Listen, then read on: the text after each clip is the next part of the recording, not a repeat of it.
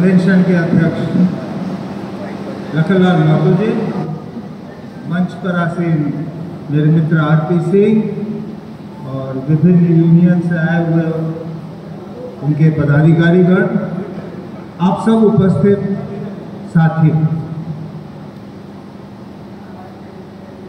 इसमें कोई दो मत नहीं होगा कि ये जो आज सम्मेलन यहाँ आयोजित किया गया है, इसकी आयोजक मंडली जो भी हुई होगी, उनकी उम्मीदें काफी ऊंची थी और काफी कुर्सी इन्होंने लगवाया। हमारे पूर्व में भी वक्ताओं ने कहा कि भाई उपस्थिति कम है, सच्चाई है। हम लोगों ने कुछ दिन पूर्व 30 तारीख को करगली में इसी तरह का कन्वेंशन किया, उसमें भी उपस्थिति कम थी। उपस्थिति कम है क्योंकि इस मंच को इस हॉल को भरने के लिए मजदूरों की आवश्यकता है, और जो आज यहाँ बैठे हुए हैं हम सब नेता हैं। आज उपस्थिति केवल नेताओं की, मजदूर यहाँ नहीं आए। इसके पीछे कुछ कारण यह हो सकता है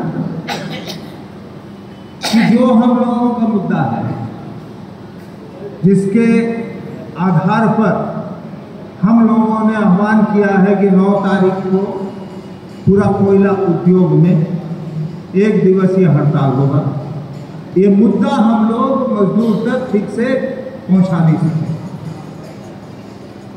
इसमें ये भी कोई है कि ये जो 9 तारीख का हड़ताल है, ये राष्ट्रव्यापी है। इसकी जानकारी आप सबों को।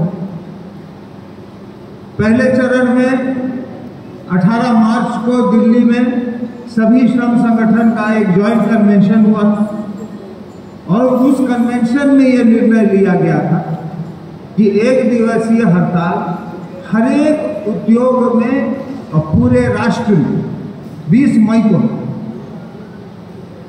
उसमें कोयला भी शामिल था।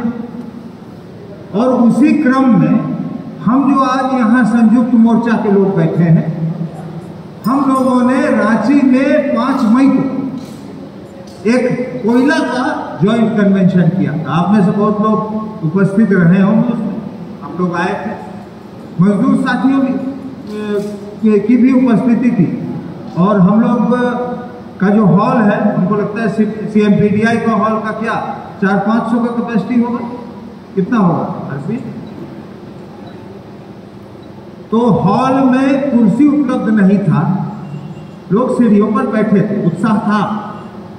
और 5 तारीख के बाद कोयला उद्योग में भी चारों तरफ स्ट्राइक को लेकर करके, इस आंदोलन को लेकर के उत्साह था, समर्थन था, लोग करने को तैयारी किए हुए। इस बीच काम वाली घटना हो गई और राष्ट्रीय स्तर पर जो हमारे श्रम संगठन के नेतागण हैं, इन लोगों ने विचार विमर्श किया 8 तारीख को, 8 मई को, और जो बात वहां पर आई वो ये आई कि जब भारत और पाकिस्तान के बीच में युद्ध की ही घोषणा हो गई है, प्रत्यक्ष व अप्रत्यक्ष हो, लेकिन युद्ध हो रहा है, तो इस समय अगर हम लोग हड़ताल करें तो कहीं ऐसा ना हो कि पूरा मजदूर आंदोलन को ही देशद्रोही मान लिया जाए। तो वहां उन लोगों ने निर्णय लिया कि 15 तारीख को हम फिर बैठेंगे और अंतिम निर्णय लें। और 15 तारीख को जब वो बैठे तो उन्होंने इस स्ट्राइक को डेफर कर दिया और 9 जुलाई की नहीं थी स्थिति तय। अब इसका परिणाम यह हुआ कि जो आंदोलन हम लोग कोयला उद्योग में बड़ा जोर शोर से चला रहे थे और जो बड़ा सफलतापूर्वक चल रहा था, इधर 80 लोग, और करीब आज से 10 दिन पहले हम लखन जी, आरपी सिंह, हम लोग इसकी चर्चा किए कि भाई ऊर्जा फिर डालना होगा, कुछ किया जाए। और उसी क्रम में हम लोगों ने ज्वाइंट कन्वेंशन फिर से करने का निर्णय लिया, जो ये दूसरा हो रहा है। और 7 तारीख को एनके में, एनके कोलफील्ड के लिए इसी तरह का सम्मेलन होगा। ये मैं आपको जमीनी हालत बता देता हूं। है ठंडा है, लेकिन ऐसा नहीं है कि ऐसा ठंडा है कि हमको समर्थन नहीं मिलेगा। अभी हमारी बात हो रही थी हमारे साथी से, बरका सियाल के साथी अशोक गुप्ता से, जो वहाँ के एरिया सेक्रेटरी। हमने उनसे पूछा मीटिंग से पहले, क्या है भाई हालत क्या है? तो उन्होंने हमको कहा कि उस तरह का नहीं है जैसा पहले था, है ठंडा। और 10 मिनट के बाद ये आज सवेरे वहां का ज्वाइंट फ्रंट 2 जगह पर मीटिंग करके यहां आए हैं। 2 जगह इन्होंने मीटिंग किया बरका सियाल क्षेत्र। और 10 मिनट के बाद ये आके हमको कहते हैं कि अभी मजदूर जो वहां से आए, उनका कहना है कि आप लोग की मीटिंग के बाद फिर ऊर्जा आने लगा है, आप लोग कर सकते हैं, हो सकता है। मेरा यह कहना है कि 4 लेबर कोड का प्रभाव क्या हो, विस्तार से आपको लोगों ने बताया, पूर्व वक्ताओं ने बताया क्या होगा। कोयला उद्योग पर इसका क्या प्रभाव पड़ेगा, ये भी आपको बताया गया कि क्या आप पर प्रभाव पड़ेगा। मजदूर को ये बात समझना आवश्यक है कि 4 लेबर कोड का आना ट्रेड यूनियन की अस्तित्व की बात नहीं है, ये मजदूर की अस्तित्व की बात। हमको क्या होगा कोई मतलब नहीं रखेगा, लेकिन जब हम नहीं रहेंगे तो मजदूर अपना आवाज कैसे उठाए? इस लेबर कोड में ऐसे ऐसे चीज लिखे हुए हैं कि जिस चीज की घोषणा हम लोग 9 तारीख के लिए किए हैं, स्ट्राइक, ये शब्द ही खत्म हो जाएगा इस देश से। कोई मजदूर स्ट्राइक करने की सोचेगा ही नहीं। जिस दिन आप स्ट्राइक का नोटिस दीजिएगा और उसका कॉपी, उसका प्रतिलिपि रीजनल लेबर कमिश्नर या असिस्टेंट लेबर कमिश्नर, इस तरह का आपका उद्योग हो, जिस दिन उनको उसका प्रतिलिपि दीजिएगा, उस दिन माना जाएगा कि उसी समय से रिकंसिलिएशन शुरू हो।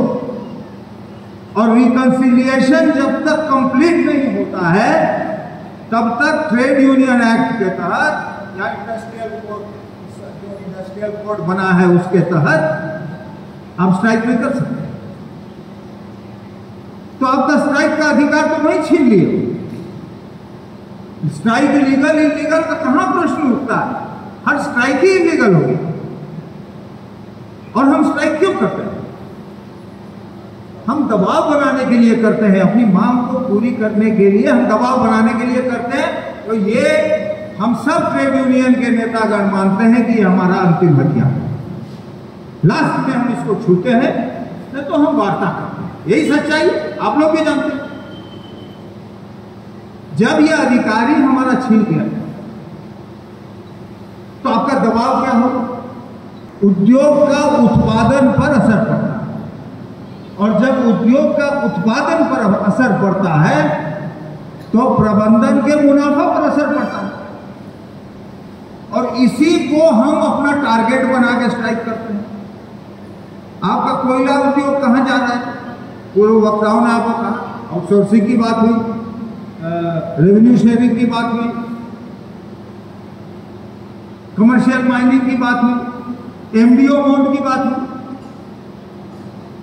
तो हम जो आज 2,20,000 कोयला कर्मी, स्थायी कोयला कर्मी हैं CCL कोल इंडिया में, आपके माध्यम से जो उत्पादन हो रहा है, इसको राष्ट्रीय स्तर पर यह स्पष्ट रूप से घटाने का प्रयास है।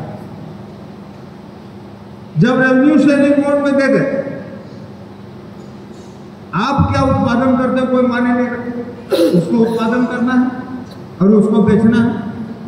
अगर वो देश का डिमांड को ये 2-3 outsourcing, MDO mode, revenue sharing और कमर्शियल माइन, ये चार रास्ता से अगर वो देश के डिमांड को फुलफिल कर देता है तो आपका दबाव क्या होगा, क्यों आपको पूछे।